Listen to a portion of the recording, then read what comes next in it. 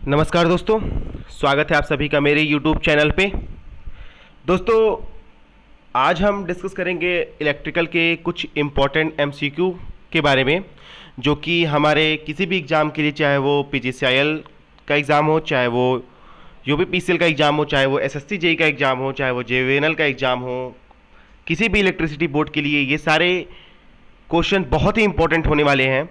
और ये क्वेश्चन बदलते पैटर्न के मुताबिक भी आपको बहुत सारे क्वेश्चन आपको देखने को मिलेंगे। आजकल जो ट्रेंड क्वेश्चन UPPCL में बदल गए हैं, उन सारे पैटर्न के मुताबिक आपको अलग अलग टाइप के क्वेश्चन देखने को मिलेंगे। और मेरी ये कोशिश रहेगी दोस्तों कि जितना हो सके फ्रीक्वेंट वीडियोस लाए जा सके। तो चलिए दोस्तों, ज़्यादा टाइम ना लेते हुए वीडियो को स्टार्ट करते हैं। पहला क्वेश्चन जो दोस्तों हमारा है, transformer is dash in a full wave rectifier. यहाँ पे क्वेश्चन में पूछ रहा है कि ट्रांसफार्मर जो यूज़ होता है फुल वेव रेक्टिफायर में, क्या वो इसेंशियल होता है, क्या वो मे बी यूज्ड और मे नॉट, मतलब यूज़ कर सकते हैं या फिर नहीं भी कर सकते हैं, और क्या है नॉट इसेंशियल, मतलब क्या ज़रूरी नहीं होता है, need not to be use, क्या है उसका यूज़ करना ज़रूरी नहीं होता है। तो हमें आपको बता दें कि ट्रांसफार्मर दोस्तों फुल वेव रेक्टिफायर में ट्रांसफार्मर का जो यूज़ होता है वो इसेंशियल होता है, मतलब आवश्यक होता है। हालांकि हाफ वेव रेक्टिफायर में ट्रांसफार्मर को ऑप्शनल की तरह यूज़ कर सकते हैं, मे बी आप यूज़ कर लो और मे बी आपका मन है तो मत यूज़ करो, लेकिन फुल वेव रेक्टिफायर की कंडीशन में ट्रांसफार्मर का यूज़ दोस्तों अति आवश्यक इसेंशियल होता है। ठीक है, चलिए इसके अलावा दोस्तों अब हम कुछ और इंपॉर्टेंट MCQ की बात करते हैं फुल वेव रेक्टिफायर के बारे में। ठीक है, हम सभी जानते हैं फुल वेव रेक्टिफायर में दो टाइप के रेक्टिफायर होते हैं, centre tapped full wave rectifier और फुल ब्रिज रेक्टिफायर। ठीक है, तो पहले अगर हम सेंटर टैप की बात कर ले दोस्तों, centre tap full wave rectifier की, तो जो बहुत सारे दोस्त ये सारे क्वेश्चन जानते भी होंगे, बहुत सारे ऐसे क्वेश्चन होंगे जो नहीं जानते होंगे, तो उसके बारे में भी ध्यान से देखिएगा। देखिए, सबसे पहला जो क्वेश्चन आता है centre tapped full wave rectifier का, कि इसमें नंबर ऑफ डायोड्स कितने यूज होते हैं। तो दोस्तों नंबर ऑफ डायोड्स 2 यूज होते हैं। ठीक है, इसकी इफिशियंसी कितनी होती है फुल वेव रेक्टिफायर की, तो इसकी इफिशियंसी होती है दोस्तों 81.2%। ठीक है, ये दूसरा क्वेश्चन। इसके बाद दोस्तों जो एक बहुत ही इंपॉर्टेंट क्वेश्चन आता है जिसमें अक्सर लोग कंफ्यूज होते हैं, सेंटर टैब, हम बात कर रहे हैं centre tapped full wave rectifier की, इसका जो पीक इनवर्स वोल्टेज होता है, पीक इनवर्स जो वोल्टेज होता है दोस्तों वो 2 VM होता है। ठीक है, ध्यान रखिएगा, हाफ वेव और ब्रिज रेक्टिफायर के लिए PIV यानी पीक इनवर्स वोल्टेज VM होता है, लेकिन centre tapped full wave rectifier के लिए हमारा जो पीक इनवर्स वोल्टेज होता है वो 2 VM होता है। ठीक है, इसके अलावा दोस्तों एक बहुत ही इंपॉर्टेंट चीज़ ये है कि इसका ट्रांसफार्मर यूटिलाइजेशन फैक्टर बहुत सारे लोगों को नहीं पता होगा, TUF, transformer utilisation factor. Transformer utilisation factor centre tapped full wave rectifier का होता है 0.692, 0.693 भी कहीं कहीं पे लिखा होता है, आप 3 कर लीजिए दोस्तों, 0.693। ठीक है, अब हम बात कर लेते हैं कुछ और इंपॉर्टेंट कि जो centre tapped full wave rectifier के बारे में ही है। इसका दोस्तों रिपल फैक्टर 0.482 होता है, रिपल फैक्टर 0.482 होता है। ठीक है, और अब हम बात कर लेते हैं दोस्तों ब्रिज टाइप रेक्टिफायर की। ब्रिज टाइप रेक्टिफायर में कौन कौन से क्वेश्चन आते हैं वो भी हम देख लेते हैं। ब्रिज टाइप रेक्टिफायर, पहला जो क्वेश्चन है दोस्तों वो ये है कि ब्रिज टाइप रेक्टिफायर में जो नंबर ऑफ डायोड्स होते हैं दोस्तों वो 4 होते हैं, नंबर ऑफ डायोड्स 4 होते हैं। इसकी इफिशियंसी दोस्तों 81.2% ही होती है, same as centre tapped rectifier. जो एक बहुत इंपॉर्टेंट क्वेश्चन है दोस्तों वो ये है कि इसका पीक इनवर्स वोल्टेज VM होता है। मैंने आपको पहले ही बताया था कि ब्रिज टाइप रेक्टिफायर और हाफ वेव रेक्टिफायर का जो पीक इनवर्स वोल्टेज होता है वो VM होता है, और centre tapped full wave rectifier का जो PIV होता है वो 2 VM होता है। अब हम बात कर लेते हैं दोस्तों transformer utilisation factor. Transformer utilisation factor bridge type rectifier का होता है 0.182, 0.182, और इसका ripple factor as it is पहले वाला ही 0.482। तो ये सारे क्वेश्चन दोस्तों सेंटर टैप्ड और ब्रिज टाइप रेक्टिफायर के लिए बहुत ही इंपॉर्टेंट क्वेश्चन है। चलिए दोस्तों अगला क्वेश्चन देख लेते हैं। यहाँ पे दोस्तों जो हमारा अगला क्वेश्चन है वो ये है, under normal operating voltages the reverse current in silicon diode is about. देखिए नॉर्मल ऑपरेटिंग कंडीशन में दोस्तों जो रिवर्स करंट होती है सिलिकॉन डायोड की वो कितनी होती है? तो यहाँ पे जो हमारा करेक्ट आंसर होगा दोस्तों वो 1 माइक्रो एम्पियर होगा। ठीक है, इसी में कुछ क्वेश्चन दोस्तों जो आता है, बहुत सारा इंपॉर्टेंट क्वेश्चन है, उसे भी मैं डिस्कस कर लेता हूँ। देखिए, सिलिकॉन डायोड में दोस्तों जो रिवर्स करंट होती है वो नैनो एम्पियर के रेंज में होती है। ठीक है, नैनो एम्पियर के रेंज में होती है, और जो जर्मेनियम डायोड होता है उसमें जो हमारी रिवर्स करंट होती है वो माइक्रो एम्पियर रेंज में होती है। तो आप सोच रहे होंगे कि यहाँ पे जो ऑप्शन है वो हमने माइक्रो में ही क्यों क्लिक किया है। तो दोस्तों ध्यान दीजिए कि इस ऑप्शन में, इन चारों ऑप्शंस में कहीं भी नैनो एम्पियर का जिक्र नहीं है, नैनो एम्पियर का जिक्र नहीं है। तो हम सबसे कम रेटिंग जो आंसर सबसे कम करंट वाला होगा वही चूज करेंगे, और 1 माइक्रो एम्पियर सबसे कम है। ठीक है, तो यहाँ पे हमारा ऑप्शन नंबर 2 बिल्कुल सही होगा। ठीक है दोस्तों, चलिए नेक्स्ट क्वेश्चन को देखते हैं।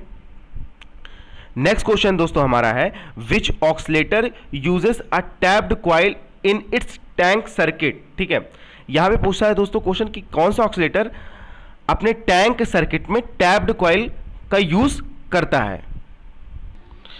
तो दोस्तों इस क्वेश्चन का जो राइट आंसर होगा वो होगा हार्टले ऑक्सीलेटर। हार्टले ऑक्सीलेटर जो है टैप्ड कॉइल का यूज करता है। ठीक है, अब हम हार्टले ऑक्सीलेटर को थोड़ा सा ड्रॉ कर लेता हूं। जो इसका टैंक सर्किट होता है, उसका टैंक सर्किट दोस्तों कुछ इस तरह होता है कि यहां पे 2 इंडक्टर सीरीज में लगे होते हैं। हार्टले ऑक्सीलेटर में 2 इंडक्टर सीरीज में लगे होते हैं, और इसी सीरीज कनेक्शन के साथ एक पैरेलल में एक कैपेसिटर कनेक्टेड होता है। ठीक है, और यहाँ पे जो इंडक्टर है हमारे दोस्तों वो L1 L2 हो गए, और जो हमारा कैपेसिटर हो गया वो C हो गया। ठीक है, तो ये जो होता है tank circuit of a Hartley oscillator. ठीक है, इसका जो फ्रीक्वेंसी होता है दोस्तों, इस फ्रीक्वेंसी का जो फॉर्मूला होता है वो omega is equal to, angular frequency omega is equal to 1/√C, और जो इक्विवेलेंट होता है सीरीज सर्किट का इंडक्टर का तो L1 + L2 होता है। ये हमारा एंगुलर फ्रीक्वेंसी का फॉर्मूला हो गया। इसके अलावा दोस्तों अगर कभी कभी क्वेश्चन आ जाता है कि इसका जो ऑपरेशन होता है उसका प्रिंसिपल किस, मतलब इसके ऑपरेशन का जो प्रिंसिपल होता है वो किस पे वर्क करता है, तो पैरेलल ऑपरेशन पे वर्क करता है, पैरेलल ऑपरेशन पे वर्क करता है। और चूंकि दोस्तों इसका टैंक सर्किट में टैप्ड कॉइल होती है, इसीलिए इसको जो है टैप्ड इंडक्टर ऑक्सीलेटर भी कहते हैं। टैप्ड इंडक्टर ऑक्सीलेटर भी कहते हैं। ठीक है, इस चीज को भी आप ध्यान में रखिएगा।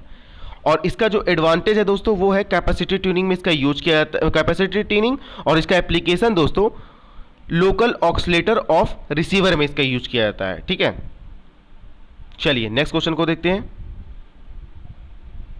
नेक्स्ट क्वेश्चन है दोस्तों, if the voltage reference of 0.25 volt is given then we can get a voltage of reference of +15 volt by (n). तो यहां पे दोस्तों देखिए बोला है कि अगर हम किसी भी एम्पलीफायर को 2.5 वोल्ट का इनपुट देते हैं तो हमें उस एम्पलीफायर के थ्रू +15 वोल्ट का आउटपुट मिलता है। तो हमारा जो एम्पलीफायर होगा वो किस टाइप का होगा? देखिए एक बार फिर से क्वेश्चन को देख लीजिए कि अगर कोई भी एम्पलीफायर है हमारे पास, अगर हम उसे इनपुट के रूप में +2.5 वोल्ट देते हैं, +2.5 वोल्ट देते हैं, और हमें आउटपुट के रूप में +15 वोल्ट मिलता है, +15 वोल्ट मिलता है, तो हमारा जो एम्पलीफायर होगा दोस्तों वो कौन सा होगा?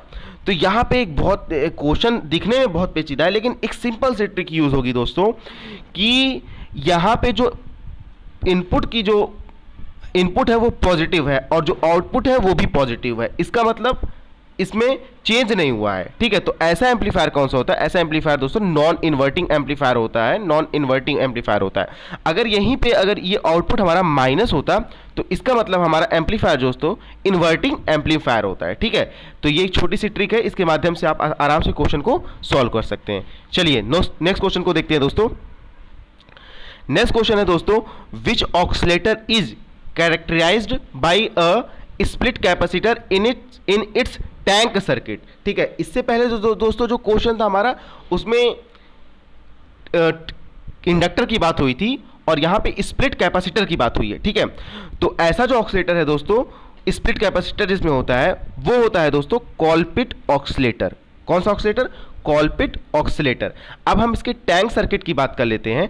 टैंक सर्किट इसका दोस्तों, इसमें टैंक सर्किट में क्या होता है कि दो कैपेसिटर सीरीज में लगे होते हैं और इसी कनेक्शन के पैरेलल में हमारा एक इंडक्टर लगा होता है। इसका टैंक सर्किट होता है, कॉलपिट ऑक्सीलेटर का ये टैंक सर्किट है, ठीक है।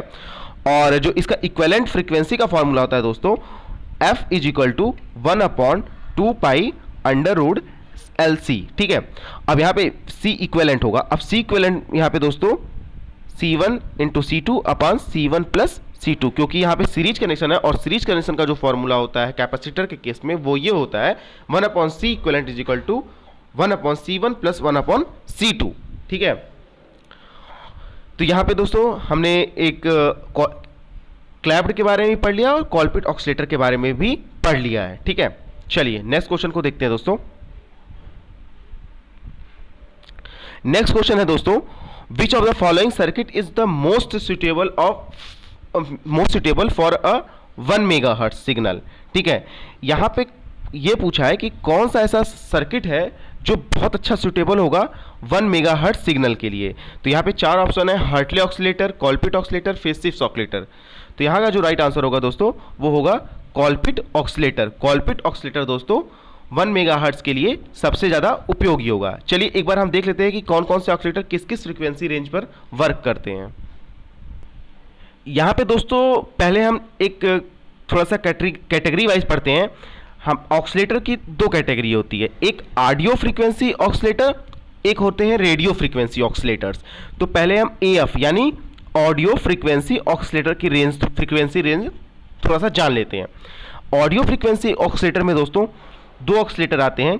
पहला जो ऑक्सीलेटर है दोस्तों वो है RC phase shift oscillator, RC phase shift oscillator. दूसरा ऑक्सीलेटर दोस्तों हमारा है ऑडियो फ्रीक्वेंसी ऑक्सीलेटर में Wien bridge oscillator, Wien bridge oscillator, ठीक है। देखिए एक चीज इसी में और निकल के सामने आ रही है जो मैं आपको बता दूं दोस्तों कि ऑक्सीलेटर पॉजिटिव फीडबैक पे वर्क करता है। ऑक्सीलेटर पॉजिटिव फीडबैक पे वर्क करता है, लेकिन इसमें इंपॉर्टेंट क्या है ये तो सारे बच्चे ये बात जानते हैं। इसमें इंपॉर्टेंट बात ये है दोस्तों कि ये जो वेन ब्रिज ऑक्सीलेटर है वो पॉजिटिव फीडबैक और निगेटिव फीडबैक दोनों पे वर्क कर सकता है। ये एक जेपी गुप्ता का क्वेश्चन है कि Wien bridge oscillator positive feedback और निगेटिव फीडबैक दोनों पे वर्क करता है। चलिए हम बात कर रहे हैं ऑडियो फ्रीक्वेंसी ऑक्सीलेटर की। ऑडियो फ्रीक्वेंसी ऑक्सीलेटर में दोस्तों जो फ्रीक्वेंसी रेंज होगी RC फेज शिफ्ट की वो होगी दोस्तों 1 से 1 हर्ट्ज से, ठीक है। एक सेकेंड दोस्तों, 1 हर्ट्ज से 10 मेगाहर्ट्ज, 1 हर्ट्ज से 10 मेगाहर्ट्ज ये रेंज हो गई। 1 हर्ट्ज से 10 मेगाहर्ट्ज ये रेंज हो गई है दोस्तों RC फेज शिफ्ट ऑक्सीलेटर की। अब हम वेन ब्रिज ऑक्सीलेटर की फ्रीक्वेंसी रेंज की अगर बात करें तो जो वेन ब्रिज ऑक्सीलेटर की फ्रीक्वेंसी रेंज होती है दोस्तों वो 1 हर्ट्ज से 1 मेगाहर्ट्ज, 1 हर्ट्ज से 1 मेगाहर्ट्ज, ठीक है। ये हो गई ऑडियो फ्रीक्वेंसी ऑक्सीलेटर की। चलिए अब देख लेते हैं दोस्तों रेडियो फ्रीक्वेंसी ऑक्सीलेटर यानी RF frequency oscillator, RF frequency oscillator. इसमें दोस्तों 4 प्रकार के ऑक्सीलेटर आते हैं, Hartley, कॉलपिट, clapped, crystal. Hartley, कॉलपिट, clapped, crystal, ठीक है। पहला जो ऑक्सीलेटर है दोस्तों वो हार्टले, ठीक है, हार्टले। इसमें दोस्तों मैं आपको बता दूं कि सारी फ्रीक्वेंसी सेम होती है, 10 किलोहर्ट्ज से 100 मेगाहर्ट्ज, 10 किलोहर्ट्ज से 100 मेगाहर्ट्ज, ठीक है। अब यही चीज सेम चीज कॉलपिट के लिए भी होगी और यही सेम चीज दोस्तों क्लैप्ड के लिए भी होगी, ठीक है। यही फ्रीक्वेंसी रेंज 10 किलोहर्ट्ज से 100 मेगाहर्ट्ज। और जो हमारा क्रिस्टल ऑक्सीलेटर होता है दोस्तों वो फिक्स्ड फ्रीक्वेंसी ऑक्सीलेटर होता है। क्रिस्टल ऑक्सीलेटर हमारा फिक्स्ड फ्रीक्वेंसी ऑक्सीलेटर होता है। इसके अलावा दोस्तों एक ऑक्सीलेटर कभी कभी एग्जाम में और आ जाता है, वो है negative resistance oscillator. Negative resistance oscillator, इसका जो फ्रीक्वेंसी रेंज होता है दोस्तों वो greater than 100 mega hertz, greater than 100 mega hertz, ठीक है। चलिए नेक्स्ट क्वेश्चन को देख लेते हैं दोस्तों। इस क्वेश्चन का आंसर दोस्तों कॉलपिट ऑक्सीलेटर। हम यहाँ पे बात कर रहे हैं कि मोस्ट सुटेबल फॉर 1 मेगाहर्ट्ज, तो मोस्ट सुटेबल 1 मेगाहर्ट्ज के लिए दोस्तों कॉलपिट ऑक्सीलेटर होता है। चलिए नेक्स्ट क्वेश्चन को देखते हैं। नेक्स्ट क्वेश्चन है दोस्तों, which of the following is the correct formula for परमियंस। ठीक है, अब हम यहाँ पे देखते हैं दोस्तों कि परमियंस का जो करेक्ट फॉर्मूला होगा वो क्या होगा। ठीक है, यहाँ पे मैंने एक सॉल्यूशन का हिंट दे रखा है, देखिए यहाँ जो हिंट है दोस्तों वो ये है Fm is equal to phi R. Fm is equal to phi R. अब Fm क्या है? Fm है मैग्नेटोमोटिव फोर्स, फाई है क्या? मैग्नेटिक फ्लक्स, और R क्या है? रिलक्टेंस। ठीक है, तो जो हमारा परमियंस होता है दोस्तों वो हो जाएगा, परमियंस हमारा 1/r होता है। ठीक है, 1/r यानी 1/ रिलक्टेंस होता है। तो इसी का उल्टा अगर हम कर दे दोस्तों, देखिए Fm is equal to phi R. अब R को हम जब लिखेंगे तो Fm बाई फाई लिखेंगे, R को हम लिखेंगे यानी रिलक्टेंस को हम लिखेंगे Fm बाई फाई, और जो हमारा परमियंस होता है 1/ रिलक्टेंस होता है, तो इसीलिए वो अपोजिट हो जाएगा फाई/Fm। ये दोस्तों मैंने इसलिए नोट किया है ताकि आपको नोट्स बनाने में भी कोई प्रॉब्लम ना हो। तो इसका ऑप्शन आप समझ गए होंगे कौन सा होगा।